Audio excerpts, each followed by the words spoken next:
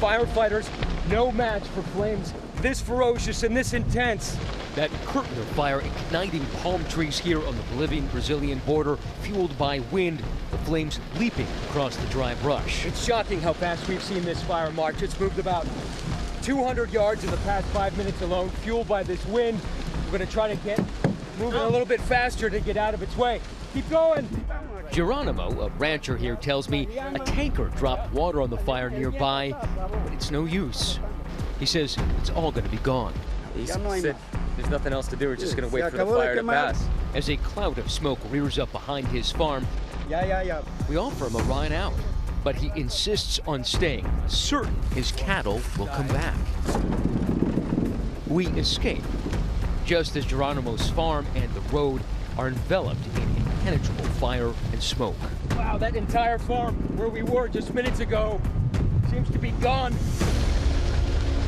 It's just one apocalyptic scene amidst a swarm of fires ravaging Brazil and its Amazon rainforest, spilling out into Bolivia, Paraguay, and Peru.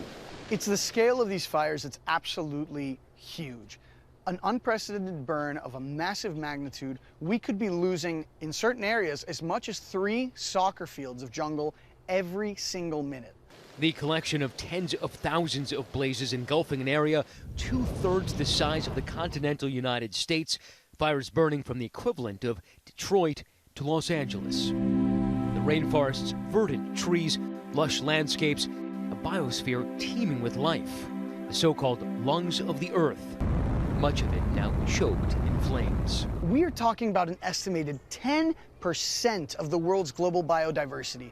Well over 40,000 species, new ones being discovered every single day. That is all at risk. Most of the fires are so remote, it requires hacking through the nearly impenetrable terrain just to reach them. Going through this underbrush gives you a sense of why these fires are so hard to stop, because they're so very hard to get to. Containing fires is a Herculean effort even for the best equipped countries. On the ground, we see how ill-prepared Brazil is for the task.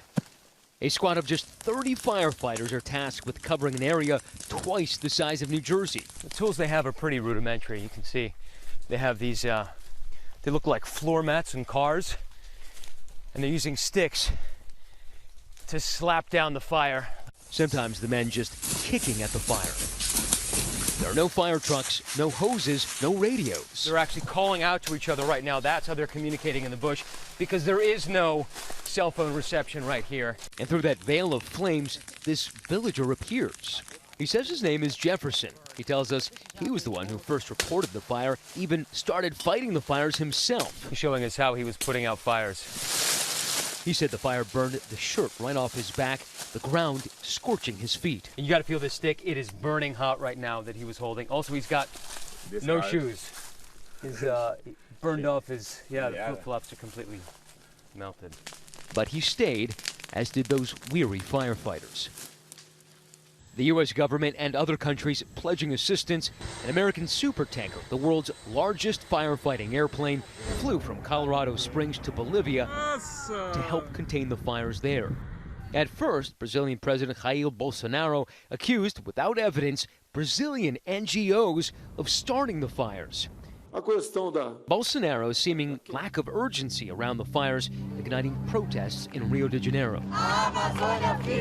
But Bolsonaro reversed course over the weekend, authorizing the deployment of 44,000 troops. Brazil's Air Force deploying C-130 tankers, streaming over 3,000 gallons of water per drop.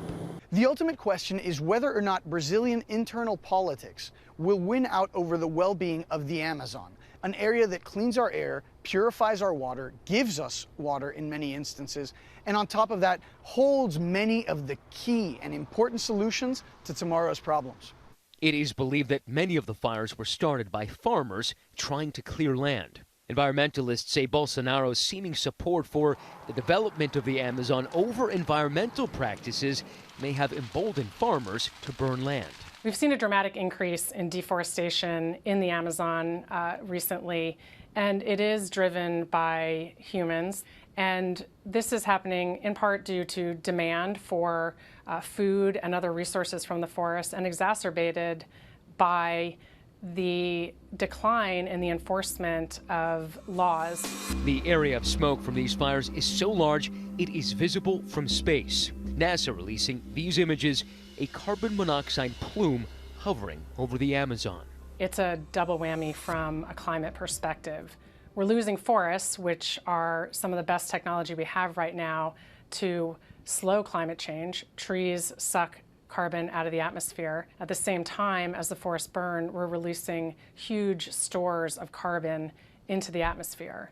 So it's definitely exacerbating the problem and making it that much harder to mitigate climate change. The Amazon produces 20% of the world's oxygen and helps regulate the Earth's temperature. And Brazil is only at the start of its dry season, which typically lasts until November. We need to remember that most of the Amazon is still intact. There's still a lot left worth fighting for. If your house is on fire, and let's say your kitchen catches on fire, you're not gonna say, oh, well, I lost the entire house because my kitchen's on fire. You're gonna fight for every last bit of it, and that's exactly what we need to do.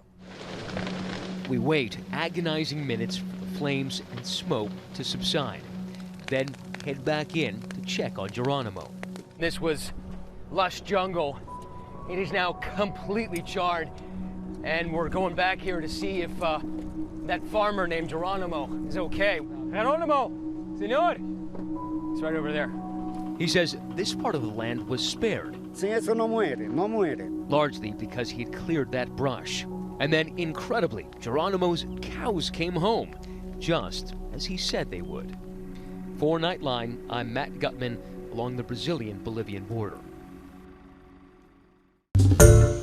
Hi everyone, George Stephanopoulos here. Thanks for checking out the ABC News YouTube channel. If you'd like to get more videos, show highlights, and watch live event coverage, click on the right over here to subscribe to our channel, and don't forget to download the ABC News app for breaking news alerts. Thanks for watching.